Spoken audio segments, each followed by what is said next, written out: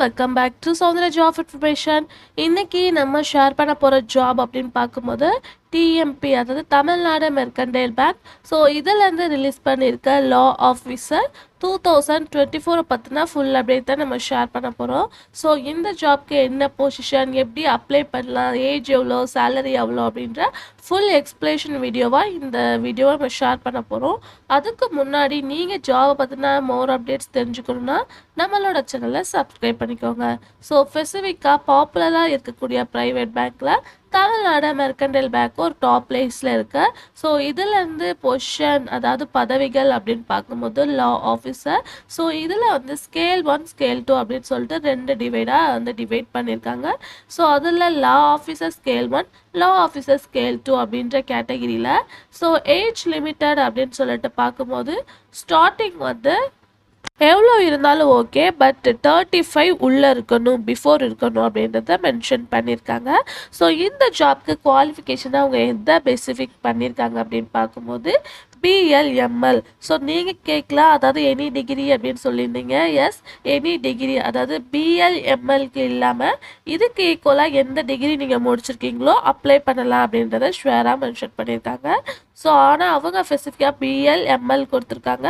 அதுக்கு ஈக்குவலாக நீங்கள் எந்த டிகிரி படித்தாலும் அப்ளை பண்ணலாம் அப்படின்றத மென்ஷன் பண்ணியிருக்காங்க. அப்ளை பண்ண வேண்டிய ப்ராசஸ் அப்படின்னு பார்க்கும்போது ஆன்லைன் தான். லாஸ்ட் வந்து கம்மிங் செப்டம்பர் 15 இந்த ஜாபை வந்து எட் பண்ணுறாங்க.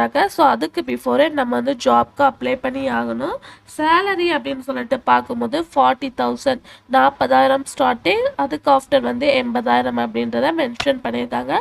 ஒரு குட் சேலரி. ஸோ இந்த ஜாப்க்கு ஸ்பெசிஃபிக்காக வந்து ஸ்கேல் 1 ஸ்கேல் 2ல் சில டிவிஷன் வந்து ஷேர் பண்ணியிருக்காங்க. அதாவது ஸ்கேல் 1 கேட்டகிரியில் 4 இயர்ஸ் எக்ஸ்பீரியன்ஸும், ஸ்கேல் 2 கேட்டகிரியில் 1 இயர் எக்ஸ்பீரியன்ஸும் ஓகே அப்படின்ற மாதிரி மென்ஷன் பண்ணியிருக்காங்க.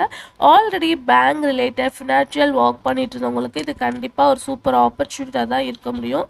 ஸோ நம்ம பேசிக் என்ன டிகிரி படிச்சிருந்தாலும் நம்ம இப்போ ஆல்ரெடி பேங்க்கில் ஃபினான்ஷியலாக ஒர்க் பண்ணிட்டு இருந்தீங்கன்னா அதில் இந்த ஜாப்க்கு அப்ளை பண்ணலாம் அப்படின்றத மென்ஷன் பண்ணியிருக்காங்க.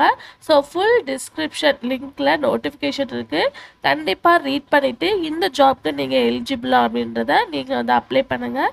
ஸோ அப்ளை பண்ணுறதுக்கு எந்தவித ஃபீஸும் கிடையாது, டைரக்ட் இன்டர்வியூ ஆஃப்டர் தான். ஸோ ஸ்பெசிஃபிக்காக நம்ம வந்து ஃபோன் நம்பர், இமெயில் ஐடி அதெல்லாமே கரெக்டாக வச்சுக்கணும். இதை அப்ளை பண்ண ஆஃப்டர் நமக்கு வந்து அவங்க மெயில் பண்ணுவாங்க. ஸோ இதுதான் ஜாபோட ப்ராசஸ்.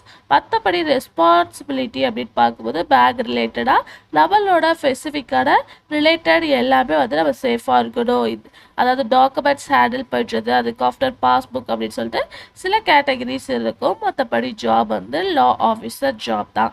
ஸோ கண்டிப்பாக உங்களுக்கு சூட்டபிளாக இருந்தால் ட்ரை பண்ணுங்கள். இதை பற்றின எந்த வித டவுட்டாக இருந்தாலும் கமெண்ட்டில் கேளுங்க.